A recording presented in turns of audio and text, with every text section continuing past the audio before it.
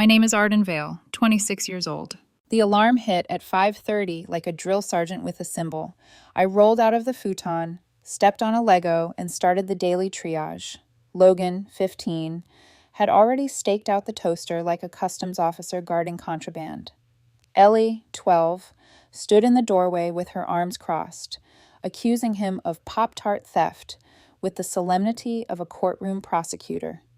Hunter, 9, was singing about velociraptors while pouring orange juice directly onto the counter, and Nora, 6, clung to my leg, whispering, "Double braid today, please," as if hair decisions were national security. "Split it," I said, snapping the Pop-Tart in half and handing pieces to Logan and Ellie before either could appeal.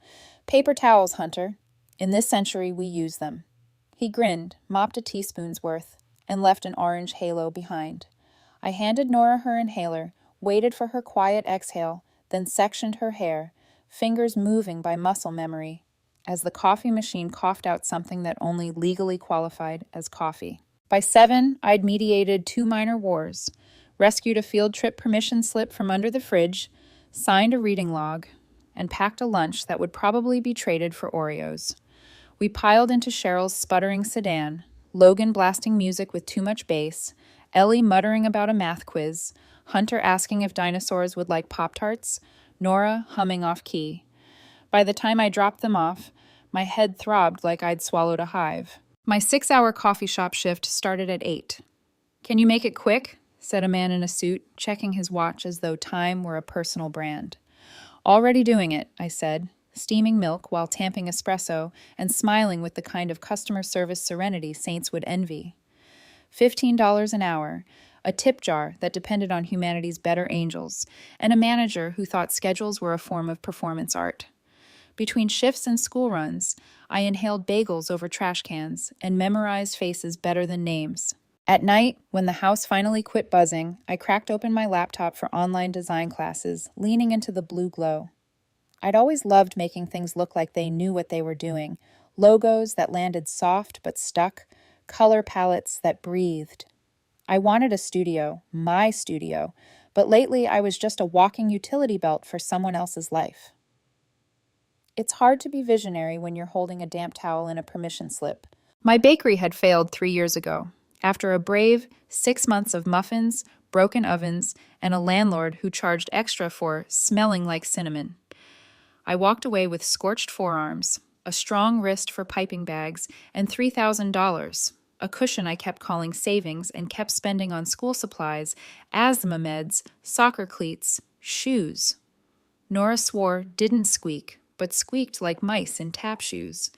Every time I promised to rebuild, another expense came with a crying face and my signature on it. Cheryl called it teamwork. "You're so good with them," she'd say, like a benediction. Praise as handcuffs. Most nights she and Blake worked the same supermarket shift, though worked sometimes looked like Blake lingering in the parking lot with a vape and an opinion about everyone else's life choices. Cheryl came home with the kind of exhaustion that makes you rude. She'd kiss the kids' heads if they were still awake, murmur a "thanks for holding it down," and collapse on the couch while my brain, somehow, kept going. The night everything tilted, she came in with Blake right behind, his grin chewing gum. "We've got news," Cheryl said, eyes glittering with something I couldn't name. She grabbed my hand, sat me on the edge of the couch like we were about to film a reveal. "I'm pregnant," she said. "5th kid. Can you believe it?" Blake hoisted a pizza box like it was a trophy. "Celebratory carbs," he announced. I stared at the pepperoni like it might rearrange itself into instructions. My throat did a weird tightening thing. "Wow," I said, because that's the English word you use when a scream would be impolite. "Congrats." We ate. Logan avoided eye contact. Ellie chewed like she was punishing the pizza for existing. Hunter asked if babies could eat Pop-Tarts. Nora announced she wanted a sister and a puppy named Sister. After the plates clattered into the sink, Cheryl cleared her throat and looked at Blake, who leaned back in his chair with a smirk that could curdle cream. "So," she said brightly, "we've been talking." My palms prickled. "You're amazing with the kids, Arden," Cheryl continued. "We need you to step up more, maybe quit the coffee shop and focus on them full time." She inhaled, hedging the next part. "And you could chip in, just $300 a month for rent." It's only fair since you're here. The room went flat, like someone had turned down the oxygen. Quit my job, I repeated, in the tone of a person who has heard a knock at midnight and is pretending it's the wind. Blake shrugged. We're swamped. With the baby, we can't handle everything. You're basically already doing it. I'm basically doing everything, I said. School runs, meals, homework. I can't quit.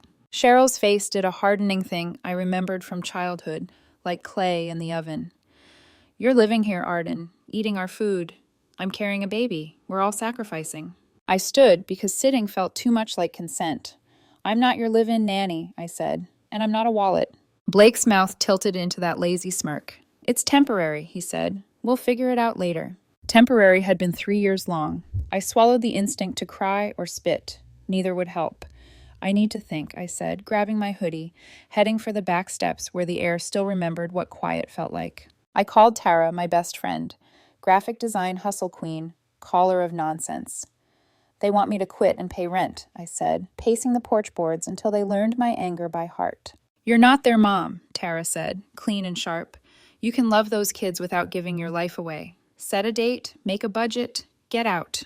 What about the kids? Love isn't slavery, she said. Model boundaries. They'll learn from that too. Inside, I heard Blake open a drawer, the blue ceramic one with the sunflower, the one where Cheryl kept loose cash for field trips. I heard the hush of bills. I stood still, phone to my ear, and felt a new thing rise in me. Focus. Bright and lethal. I made a list. It wasn't pretty. Studio in Madison, $1,500 a month. Deposit equal to 1 month. Utilities maybe $150 if I begged the radiator. Food if I refused to eat like a raccoon, $200. Income? Coffee shop, 15 an hour, 30 hours if I could get them. Classes, pause for a month to stop bleeding money. Could I do it? Barely. Did it matter? Not anymore. The next morning, I started training for my own exit. You're tall, I told Logan, handing him a laundry basket.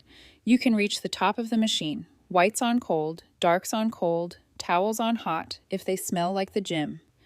Detergent to this line. You will not, under any circumstances, dye everything pink. Ellie looked up from her sketchbook, wary. What are you doing?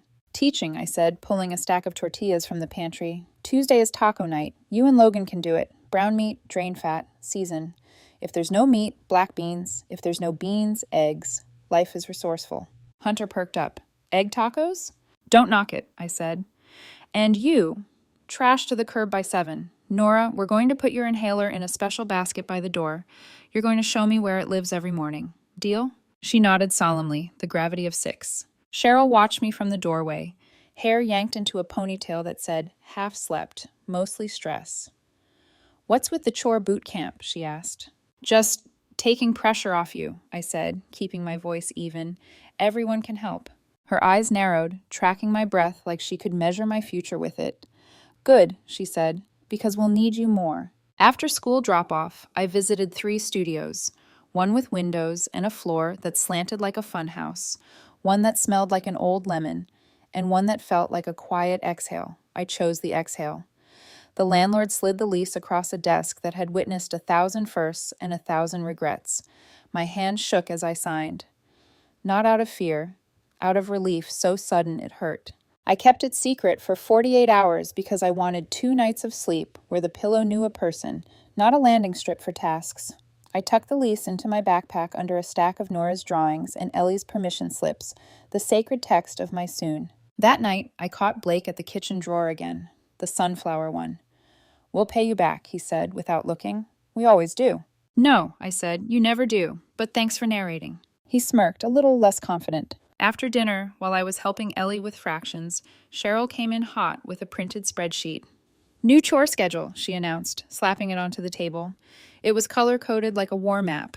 My name was on most of it. I can't do all of this, I said. You live here, she said. You owe it. There's a special kind of quiet that happens when you're done being reasonable. It isn't anger, it's decision. Later, in the hallway, my phone lit up with listings, budgets, notes to self. I felt Cheryl before I saw her. Some people enter a room like a weather change. She glanced at my screen, then at me. The silence stretched until it hummed. You're not leaving me with this, she said finally, voice low, almost a growl. Not again. I never left you, I said. I kept you standing. She smiled without warmth. If you walk, Arden, you don't get to come back. I closed the browser. I slid my phone into my pocket. Then I'll make sure I don't need to. Her eyes told me a story I'd heard since we were kids. Love equals duty. Duty equals debt. I'd mistaken it for truth.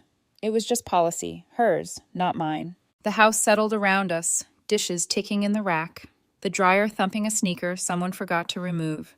Somewhere in the living room, Logan laughed once, sharply, at a video, and then went quiet. I braided Nora's hair while she slept because mornings were chaos, and she'd wake smiling if it was already done. I set Ellie's math sheet on her backpack, sticky noted the steps she kept missing, and placed Hunter's inhaler basket by the door where he'd trip over it and remember. Then I sat on the back steps with the kind of night that lets you hear your own pulse. I counted the days, the dollars, the ways out. When the wind lifted, it smelled like cold and pizza grease and the faintest promise of rain. And for the first time in a long time, I believed I could make a promise to myself and keep it. The first night, I allowed myself to picture life outside my sister's house. I slept like someone had unplugged the chaos. No midnight arguments, no sticky counters to wipe, no footsteps padding into my room at 2 a.m. with a lost stuffed animal. Just silence. It was intoxicating and terrifying. The next morning, I started preparing the kids the way you do when you know you won't always be there. Logan was my first trainee. I handed him a notebook and drew 3 columns: laundry, groceries, and bills. Why me? He asked, voice flat. Because you're 15, I said, and you're smart. Also, because Ellie burns toast. He rolled his eyes, but I showed him how to measure detergent, which cycle for towels, how to write a basic grocery list that didn't just say chips. He grumbled, but I saw him take notes when he thought I wasn't looking. Ellie was easier. She loved patterns, so I taught her 2 simple dinners, tacos and stir-fry. Food is survival, I told her, handing her the pan. And also leverage. If you cook, people respect you. She smiled, small but real. Hunter and Nora were trickier. At 9 and 6, responsibility meant remembering to put shoes away and not leaving milk out. I gave them missions. Find Nora's inhaler basket every morning. Hunter takes trash out by 7. They saluted like little soldiers, and for the first time in weeks, I felt a spark of hope. But Cheryl noticed. She stood in the kitchen doorway one night, arms crossed, as Logan measured detergent. "What's this?" she asked. "Teaching them life skills," I said lightly. She narrowed her eyes. "Feels like you're planning something." I forced a smile. "Planning for survival." She didn't answer, but later I caught her whispering to Blake in the living room. His laugh was sharp, ugly. "If she thinks she's leaving, she's in for a wake-up call," he muttered. I froze in the hallway, every nerve wired. Meanwhile, Tara was my lifeline. On our calls, she sounded like caffeine and clarity. "The math works," she said, scrolling through my budget spreadsheet. $1,500 for rent, $150 utilities, $200 for food. Coffee shop brings in $1,800 a month. Barely, but you can stretch it. Pause your design classes for 1 month and you'll stabilize. Her certainty steadied me. I toured more apartments. One smelled like cat pee. Another had a slanted floor, but one, the exhale one, kept calling me back. Small, sunlit, with a window big enough to hold plants I hadn't killed yet. Still, Cheryl and Blake escalated. One evening over dinner, Blake leaned back, chewing too loud, and said, "You should sell your bakery junk. Mixer, pans, easy cash." "It's not junk," I snapped. "It's my investment." "An investment that failed," he said, smirking. "Could at least make yourself useful." Cheryl piled on. "Think of the baby. We're drowning here, Arden." I laughed, sharp. "Drowning? You work 2 jobs between you, and I'm the one paying for inhalers and soccer fees. Don't preach sacrifice." Cheryl slammed her fork down. "You're living under my roof." "Then maybe I'll find another roof." The words left before I could stop them, but once spoken, they felt like truth. The air went knife-sharp. Cheryl's voice dropped to a hiss. "If you walk out, don't expect to come crawling back when it gets hard." That night, I lay awake, staring at the ceiling fan and thinking about the line I'd just crossed. No more someday. I had to leave or I'd dissolve here. The next morning, I went to see the landlord. He slid the lease across his cluttered desk. My hand trembled only once before I signed. Back at the house, Cheryl had prepared a new chore chart, color-coded like a military campaign. My name covered most of it: school pickups, homework checks, laundry rotation, meal prep, night shifts. I stared at it, then at her. I can't do this anymore. Her eyes gleamed, dangerous. You live here. You owe me. The word owe hung between us like a curse. Later that evening, after tucking Nora in, I checked my phone. The apartment confirmation email glowed at me, crisp and undeniable. Behind me, Cheryl's voice cut through the dark. I saw your listings. I turned, caught in the half-light. You're not leaving me with this, she said, voice low, sharp as broken glass. Not again. Not again? I asked, my pulse hammering. She smirked, almost triumphant. You always run when it gets hard. This time, I'll make sure you don't. Her words chilled me, not just because of the threat, but because of the certainty. I realized then leaving wouldn't just be a move, it would be a war. Moving day wasn't triumphant. It was surgical. I packed in silence, sliding books and sketch pads into boxes while the kids were at school. I left the house cleaner than it had been in months, folded towels neatly, even wiped down the counters. No fuel for Cheryl to claim I'd trashed the place. The studio was bare when I unlocked it. Just beige walls, a single window, and the smell of old paint. But it was mine. I laid my futon down, set my laptop on the desk, and sat in the silence until my ears rang. For the first time in years, nobody needed me. I thought I'd feel guilty. Instead, I felt oxygen. 3 days later, my phone buzzed. Unknown number. This is Officer Doyle from the Madison Police Department. Can you meet us at your sister's address? My chest went cold. When I pulled up, 2 officers stood in the driveway. Cheryl was on the porch, hair wild, face red with performance rage. She stole $500 and trashed our stuff, she shouted the second she saw me. The washing machine's broken. She ripped the sofa. She robbed us blind. I froze, keys still in my hand. That's a lie, I said, voice steady. Officer Doyle nodded at the door. Let's take a look. Inside, Cheryl pointed like a prosecutor. A torn sofa cushion. A washing machine that wouldn't start. She jabbed her finger toward me. She did this before she left. I bit down the urge to scream. That sofa's been torn since last summer. Hunter spilled juice on it. The washer broke 2 weeks ago because you overloaded it, and I don't have $500 to steal. Search me, I said suddenly, pulling my car keys from my pocket. Search my car, my studio, my bags. Go ahead. The younger officer, Reed, crouched by the sofa. He tugged at the tear, revealing stained stuffing. This doesn't look recent. He checked the washer, pulled out a loose wire. Wear and tear, not sabotage. Cheryl's face flushed. The money was in my dresser, she snapped. She knew where it was. Before I could answer, Logan appeared in the hallway, shoulders tight, fists balled. Mom, he said firmly, stop lying. Cheryl whipped her head around. Logan! He stood taller.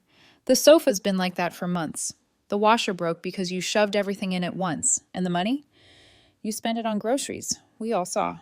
Cheryl's face drained. That's enough, she hissed. But Logan didn't stop. His voice cracked, but he held steady. Aunt Arden's been more of a parent than you. She paid for our school stuff. She drove us everywhere. You and Blake were never here. Silence thickened, heavy as wet wool. Officer Doyle sighed, flipping his clipboard shut. Ma'am, false reports are serious. Don't waste our time again. He turned to me. You're free to go. The officers left. Cheryl stormed down the hall, muttering about betrayal. Logan lingered on the porch. I pulled him aside, my throat tight. You didn't have to do that, I whispered. He shrugged, jaw clenched. You didn't deserve it. His voice dropped. None of us do. For a second, I saw him not as a kid, but as a man shouldering weight far too heavy for 15. I hugged him. He didn't hug back, but he didn't pull away either. Back at my studio, the walls felt thinner, the quiet sharper. I sat on my futon, shaking. Cheryl's words replayed in my head. You're not leaving me with this. Not again. And now the police, the accusations, the lies. This wasn't about me leaving. This was about control. And Cheryl wasn't going to let me walk without a fight. The studio smelled faintly of dust and possibility. I'd furnished it with a futon, a desk rescued from Craigslist, and a single thrifted lamp that gave off a soft amber glow. The place was small, but when I closed the door, it was mine. No shouting, no slammed cupboards, no Blake's smug voice drifting from the couch. Just me, silence, and the hum of my own thoughts. The first week, I breathed again, really breathed. I ate ramen without having to portion it between 4 kids. I worked double shifts at the coffee shop, came home, and sketch logo drafts without interruption. One night, I got an email. My first freelance client, a cafe owner, wanted a branding package. When they paid me $500, I cried harder than I had when my bakery failed. This wasn't just money, it was proof. But leaving didn't mean leaving them. Every evening, my phone buzzed. Ellie would text a photo of her homework, asking if she'd set up the essay right. Nora would send me voice notes singing off key, begging for a bedtime story. Hunter FaceTimed me once holding a model volcano. "Do you think it'll explode too much?" he asked, eyes wide with glee. Logan didn't say much, but his short texts, "Made tacos, no one died," said everything. I sent Ellie a sketchbook for her 12th birthday with a note that read, "Draw your own world. Don't let anyone erase it." She drew us together, labeled it Best Aunt, and mailed it back. I taped it above my desk. Cheryl's reaction was less endearing. She blocked my number one day, unblocked it the next, then flooded me with angry texts. "You abandoned us. You left me pregnant. The kids are confused. You'll regret this." I didn't answer, but I saved every message. Then came the call I didn't expect. It was Logan, his voice thin. "Mom's in the hospital," he said. "Something's wrong with the baby." I drove like a madwoman, my stomach twisted into knots. The fluorescent-lit waiting room smelled of antiseptic and fear. Dr. Patel, a calm woman with tired eyes, pulled me aside. "Your sister has placenta previa," she explained. "It's serious. She needs strict bed rest, possibly until delivery." I nodded, numb. Bed rest meant someone had to keep the kids afloat. When I stepped into Cheryl's hospital room, she looked small, pale against the white sheets. For once, there was no fire in her voice. "The kids need you," she whispered. "Please." I stood at the foot of her bed, fists in my jacket pockets. Everything inside me screamed to run. She'd called the cops on me, lied about theft, tried to crush me into permanent servitude. And now, this. I took a long breath. "I'll help," I said finally. Her eyes flickered with relief. "But," I added, my voice hardening, "on my terms. I keep my job. I keep my apartment. I come by after work to cook, check homework, help them. But I don't move back. I don't pay you a dime. 3 months, Cheryl. That's it." Her lips parted, maybe to argue, but she saw something in my face that stopped her. She just nodded, too weak to fight. I left her room, heart pounding, torn between rage and resolve. This wasn't about saving Cheryl anymore. It was about saving the kids, without losing myself. The first night back in that house felt like stepping into a storm I'd already drowned in once. Dishes piled in the sink. Laundry overflowed in baskets. Nora's inhaler lay buried under unopened mail. Blake was nowhere to be found. The kids were scattered. Logan in his room, music too loud. Ellie at the table with a half-finished history worksheet. Hunter building a tower of cereal boxes. Nora on the couch, clutching a doll with one eye missing. I clapped my hands. "Team meeting," I said, forcing my voice to stay calm. They groaned, shuffled in, but they came. "Here's the deal," I told them, holding up a whiteboard I'd stolen from the coffee shop's back room. "Mom's in the hospital. She needs rest. That means we run this house. But I'm not doing it alone." I listed chores like battle assignments: Logan, laundry and groceries; Ellie, dinners on Tuesdays and Thursdays; Hunter, trash duty and helping Nora with bedtime. Nora, keep the inhaler basket in its spot. No excuses. Logan frowned. "So we're your soldiers now?" "No," I said softly. "You're my team." Something shifted in his eyes then, like he'd been waiting for someone to call him more than just a kid. Over the next weeks, we found rhythm. I'd swing by after my coffee shop shift, toss pasta into boiling water, quiz Ellie on history dates, while Hunter showed me his math worksheets, and braid Nora's hair while Logan folded laundry with quiet determination. By 9, I'd head back to my studio, collapsing into my futon, exhausted but intact. For once, I wasn't dissolving. I was setting boundaries and keeping them. But Blake was a ghost. Some nights he stumbled in late, beer in hand, muttering about long shifts. Other nights, he disappeared altogether. When he did show up, he didn't look at the kids, didn't ask about school, didn't help with dinner. One evening, Nora sat on my lap, tears streaking her cheeks. "He said he'd come to my school play," she whispered. "He didn't." My blood boiled, but I just held her tighter. Logan overheard, his jaw tightening. "Don't waste tears on him," he muttered. "He's checked out." I wanted to scream, to call Blake out, to force him to show up, but what good would it do? He wasn't invested. He never had been. Instead, I leaned into teaching the kids to stand. Logan ran a grocery trip solo one Saturday and came back with exactly what was on the list. Ellie cooked dinner without burning the pan. Hunter proudly dragged the trash cans out, Nora holding his hand like he was a hero. I documented everything: photos of chore charts, notes about Blake's absences, Cheryl's hospital updates. Tara warned me, "You're walking a tightrope. If Cheryl or Blake twist this, you need proof." And she was right. Some nights Cheryl called from her hospital bed, her voice sharp even through static.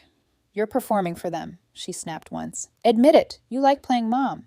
I clenched the phone so hard my knuckles whitened. "No, Cheryl, I like them surviving." 3 months crawled by. Each day, a tug of war between exhaustion and resolve.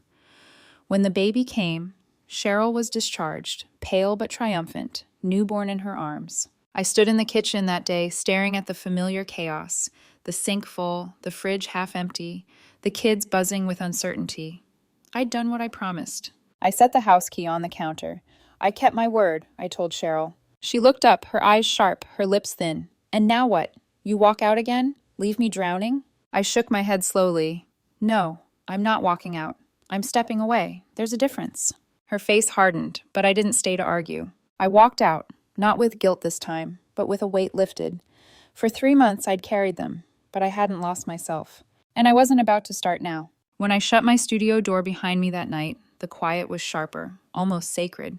I slid Ellie's drawing back onto the wall, best aunt scrawled in the corner, and whispered to myself, "You kept your promise. Now keep your distance."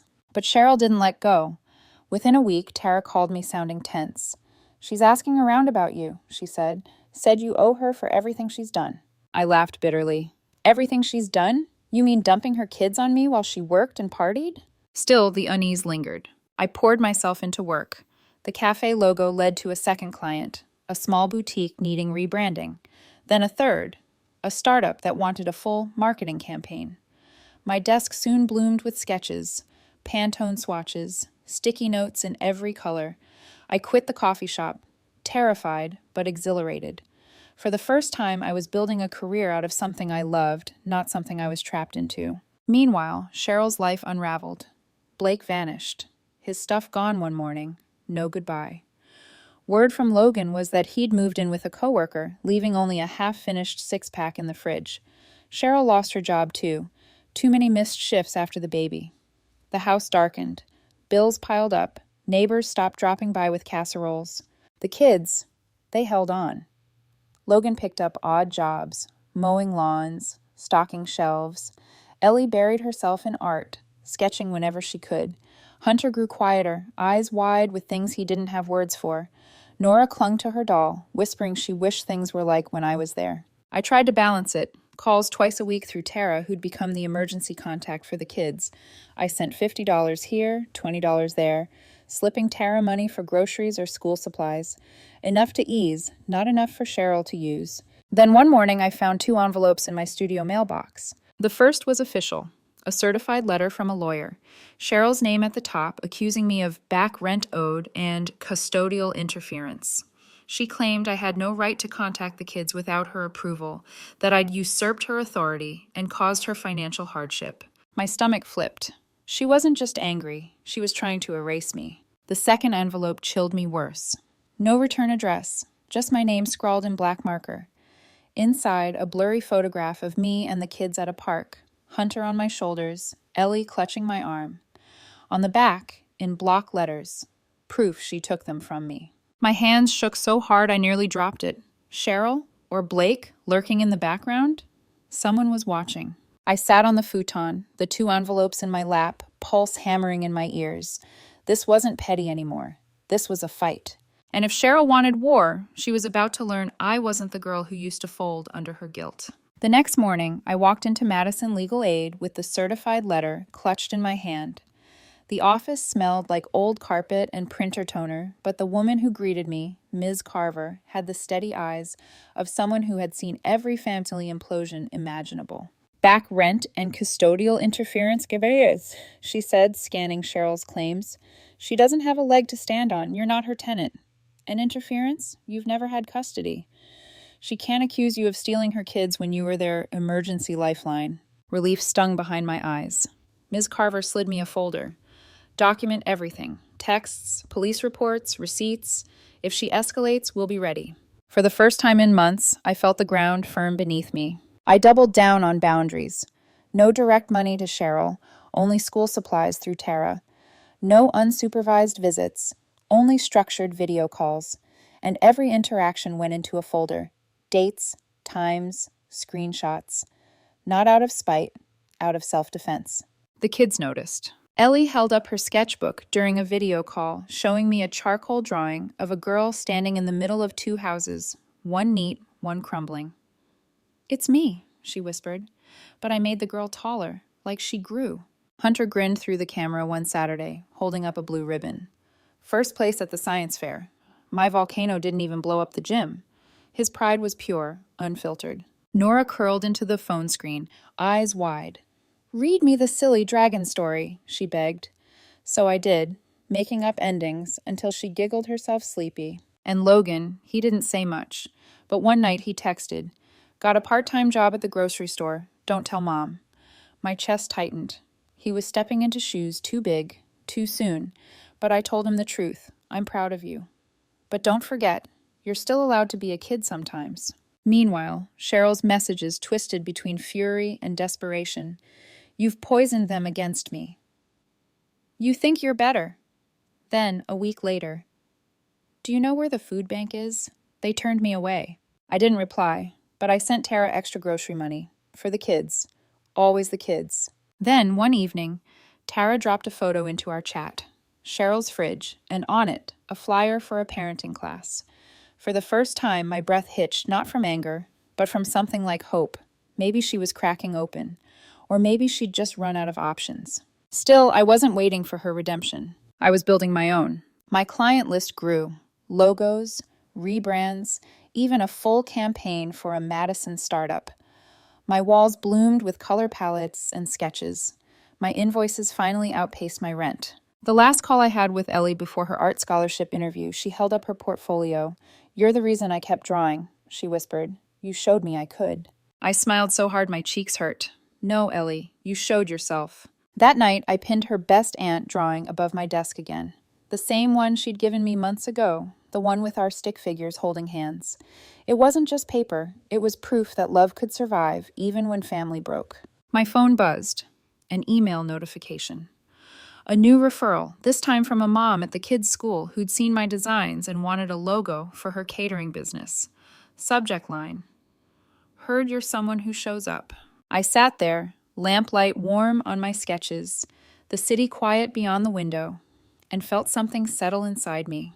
I hadn't saved everyone, I hadn't fixed Cheryl, but I had chosen differently. Love didn't have to mean chains, support didn't have to mean sacrifice, and boundaries didn't mean absence, they meant survival. For the first time in my life, I wasn't drowning in someone else's tide. I was steering my own ship.